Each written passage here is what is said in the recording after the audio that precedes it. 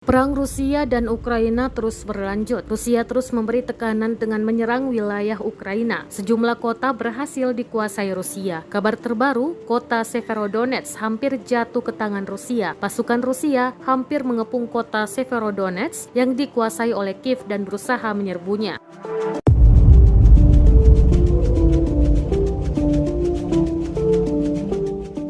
Hal tersebut disampaikan Oleksandr Stryuk, Kepala Administrasi Militer Severodonetsk di televisi Ukraina pada Jumat 6 Mei 2022. Severodonetsk adalah kota utama di Ukraina Timur. Kota ini berada di wilayah paling timur negara itu. Stryuk menyampaikan pasukan Rusia menunjukkan gerakan untuk serangan multi cabang di Severodonetsk.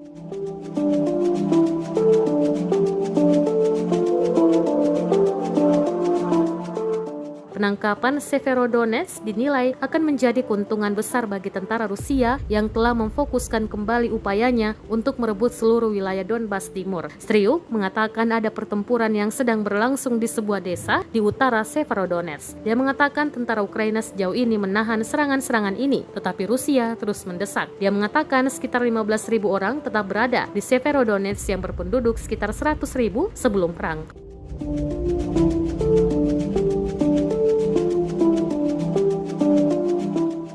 Pemerintah daerah selama berminggu-minggu telah mendesak orang-orang untuk meninggalkan kota pusat industri di wilayah Luhansk, Ukraina. Itu dibagi dari Lysychansk di dekatnya oleh Sungai Donetsk. Kedua kota tersebut merupakan target utama bagi tentara Rusia yang maju.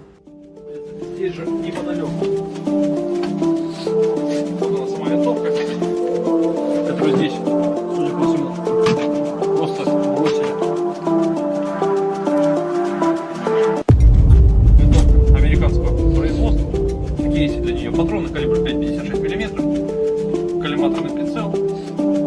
И как показатель того, что именно здесь данная винтовка использовалась, гильза соответствующего калибра на пол. Гильза калибра, патронов калибра 5,56 мм. Ну и, соответственно, непосредственно сама огневая точка подобного образом замаскирована, откуда скрывается вид на... Terima kasih sudah nonton. Jangan lupa like, subscribe, dan share ya!